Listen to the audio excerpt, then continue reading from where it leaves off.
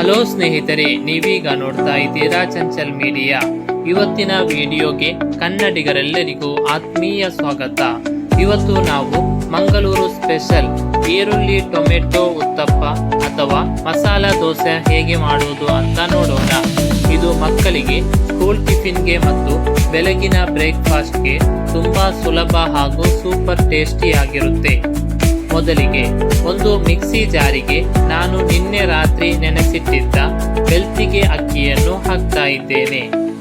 ಇದರ ಜೊತೆಗೆ 1 cup fresh ತೆಂಗಿನಕಾಯಿ ತುರಿ,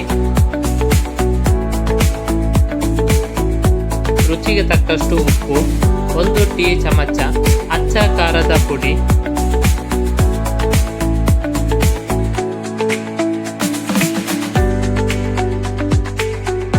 ಮತ್ತು 1/4 ಟೀ ಚಮಚ ಅರಿಶಿನ ಪುಡಿಯನ್ನು ಸೇರಿಸ್ತಾ ಇದ್ದೇನೆ. ಈಗ ಇದಕ್ಕೆ ಸ್ವಲ್ಪ ನೀರು ಹಾಕಿ ನುಣ್ಣಗೆ ರುಬ್ಬಿಕೊಳ್ಳಿ. ರುಬ್ಬಿದ ಹಿಟ್ಟನ್ನು ಒಂದೇ ಪಾತ್ರೆಗೆ ವರ್ಗಾಯಿಸಿಕೊಳ್ಳಿ.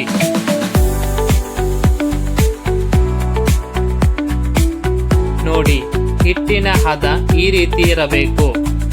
ಈಗ ಇದಕ್ಕೆ ಕಟ್ ಮಾಡಿಟ್ಟಿರುವ 1 ಈರುಳ್ಳಿ, 1 ಟೊಮೆಟೊ, 1 ಹಸಿಮೆಣಸಿನಕಾಯಿ ಮತ್ತು ಸ್ವಲ್ಪ ಕೊತ್ತಂಬರಿ ಸೊಪ್ಪನ್ನು ಸೇರಿಸಿ ಚೆನ್ನಾಗಿ ಮಿಕ್ಸ್ ಮಾಡಿಕೊಳ್ಳಿ.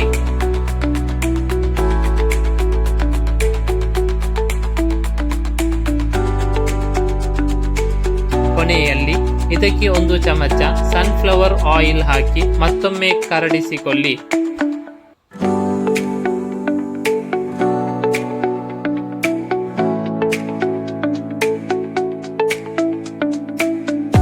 ದೋಸೆ ಮಾಡುವ ಹಂತ.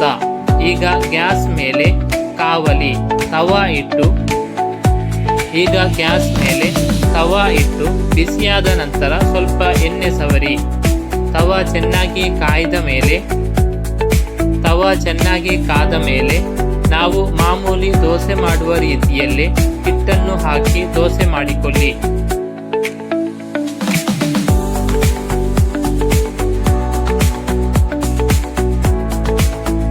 ಇದು ಮಂಗಳೂರು ಮತ್ತು ಉಡುಪಿ ಭಾಗಗಳಲ್ಲಿ ಹೇರಳವಾಗಿ ತಯಾರಿಸುವಂತಹ ಈರುಳ್ಳಿ ಟೊಮೆಟೊ ಉತ್ತಪ್ಪ.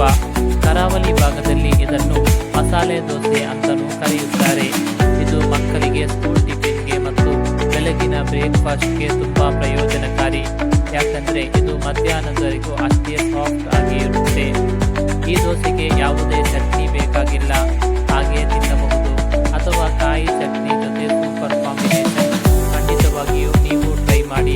ನಿಮ್ಮವರಿಗೂ ಒಮ್ಮೆ ಟೇಸ್ಟ್ ಮಾಡಲು ಕೊಡಿ, ಅವರಿಗೂ ಇಷ್ಟವಾಗುತ್ತೆ.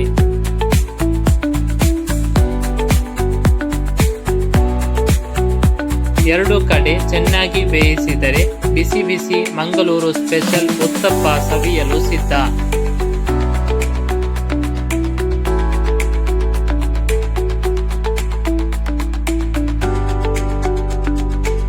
ಈ ವಿಡಿಯೋ ಇಷ್ಟ ಆಯಿತು ಅಂದರೆ ಲೈಕ್ ಮಾಡಿ ಹಾಗೂ ಚಂಚಲ್ ಮೀಡಿಯಾ ಚಾನಲ್ ಸಬ್ಸ್ಕ್ರೈಬ್ ಮಾಡಿ.